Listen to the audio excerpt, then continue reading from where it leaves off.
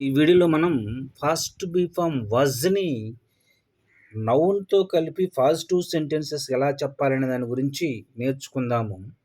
గతంలోని వ్యక్తుల, వస్తువుల పరిస్థితిని గురించి వివరించుటకు ఈ విధమైన సెంటెన్సెస్ చెప్పవలసి ఉంటుంది. దీని యొక్క ఫార్ములా ఏ విధంగా ఉంటుందంటే subject plus past be form was plus noun. ఈ వీడియోలో మనం వాజ్ అనే ఫాస్ట్ బీఫామ్ గురించి మాత్రమే తెలుసుకోవడానికి ప్రయత్నం చేస్తున్నాము. ఇక్కడ సబ్జెక్టు ప్రొనౌన్స్గా ఏవస్తాయి అంటే I, he, she, it. He ప్లేస్లో మగవాళ్ళ పేరు రావచ్చు, షీ ప్లేస్లో ఆడవాళ్ళ పేరు ఏదైనా ఉపయోగించవచ్చు అనమాట. ప్లస్ వాజ్, ఇది ఫాస్ట్ బీఫామ్ అంటాము, హెల్పింగ్ వెర్బ్ కూడా అని అంటాము. వాజ్ అంటే తెలుగులో అర్థం ఏంటంటే సహాయక క్రియ.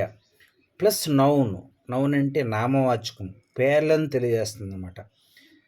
ఈ నౌన్ యొక్క కొన్ని రూపాలు ఎలా ఉంటాయంటే డాక్టర్, టీచర్, లాయర్, స్టూడెంట్, ఇవన్నీ కూడా నౌన్ కిందకి వస్తాయన్నమాట. కొన్ని ఎగ్జాంపుల్ చేద్దాము. I was a student last year. నేను గత సంవత్సరం విద్యార్థిగా ఉన్నాను. She was a teacher previously. ఆమె ఇంతకు ముందు ఉపాధ్యాయురాలిగా ఉన్నది. He was a singer 1 year ago.